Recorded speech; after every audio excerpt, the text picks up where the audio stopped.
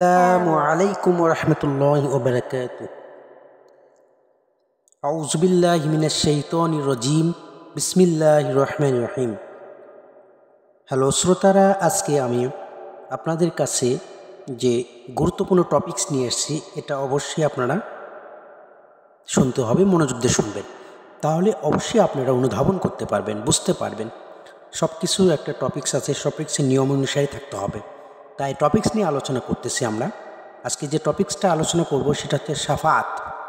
আসলে শাফাআতটা কি, কিভাবে আমরা কিয়ামতের ময়দানে ভয়ানক থেকে বিভীষিকাময়, সেদিন সকলে নিজের চিন্তায় ব্যস্ত থাকবে।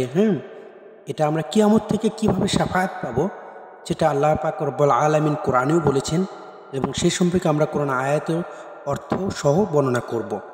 তো যাই হোক, আমার ভিডিওটা যদি ভালো লাগে অবশ্যই কমেন্ট করে পাশে থাকবেন। তো দেরি আর করি না, তাহলে শুরু করে যাক আমার ভিডিওটি, টপিকসগুলা। তো আসসালামু আলাইকুম ওয়া রাহমাতুল্লাহি ওয়া বারাকাতুহু। কিয়ামতের ময়দান হবে ভয়ানক ও বিভীষিকাময়। সেদিন সকলে নিজের চিন্তায় ব্যস্ত থাকবে, কিন্তু মহানবী সাল্লাল্লাহু আলাইহি ওয়াসাল্লাম উম্মতকে বাঁচানোর জন্য আল্লাহর নিকট শাফাআত করবেন। মহানবী সাল্লাল্লাহু আলাইহি ওয়াসাল্লাম প্রিয় নবী, আমাদের প্রিয় নবী হযরত মুহাম্মদ সাল্লাল্লাহু আলাইহি ওয়াসাল্লাম বাঁচানোর জন্য আল্লাহর নিকট শাফাআত করবেন। এ সম্পর্কে কোরআনে ঘোষণা আল্লাহ পাক দিয়েছেন। বিসমিল্লাহির রহমানির রহিম। ওয়ামা আরসালনাকা মিন ক্বাবলিকা মিনার রাসূলি ইল্লা নূহি ইলাইহি আন্নাহু লা ইলাহা ইল্লা আনা ফা'বুদুনি। আমি তোমার পূর্বে এমন কোনো প্রেরণ করিনি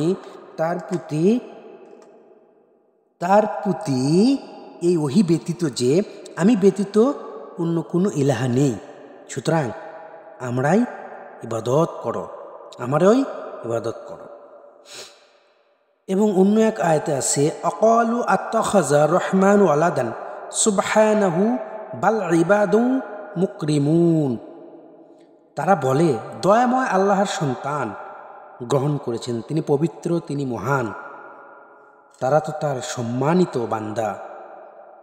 আরেকটা আয়াতে আছে, লা ইয়াসবিকুনাহু বিকাউলি ওয়া হুম বিআমরিহি ইয়ামালুন। তারা তার আগে বাড়িয়ে কথা বলবে না, তারা তো তার আদেশ অনুসারেই কাজ করে থাকে।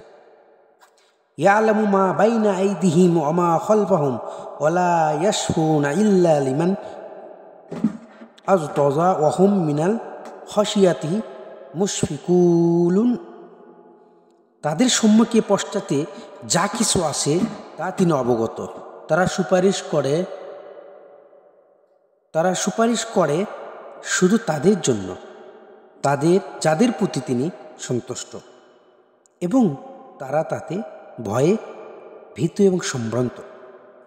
সূরা আল আম্বিয়া 25 থেকে 28 নম্বর আয়াত।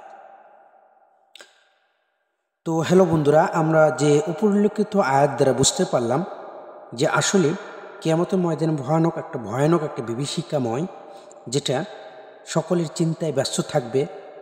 মহানবী সাল্লাল্লাহু আলাইহি ওয়াসাল্লাম উম্মতদেরকে বাঁচানোর জন্য আল্লাহর নিকট শাফাআত করবেন। মহানবী সাল্লাল্লাহু আলাইহি ওয়াসাল্লাম আমাদেরকে যে বাঁচাইবেন, আমরা মহানবী সাল্লাল্লাহু আলাইহি ওয়াসাল্লামের জন্য কী কাজ করে যাচ্ছি, তাই না? আমরা অবশ্যই সেই উম্মতের নবী, শেষ আখিরি জামানের নবী, অবশ্যই আমরা সেই নবীকে বেশি বেশি দরুদ পড়ব, বেশি বেশি আমল করব, দরুদ বেশি পড়তে হবে। আমার রসুলকে বেশি ভালোবাসতে হবে। আমার রসুল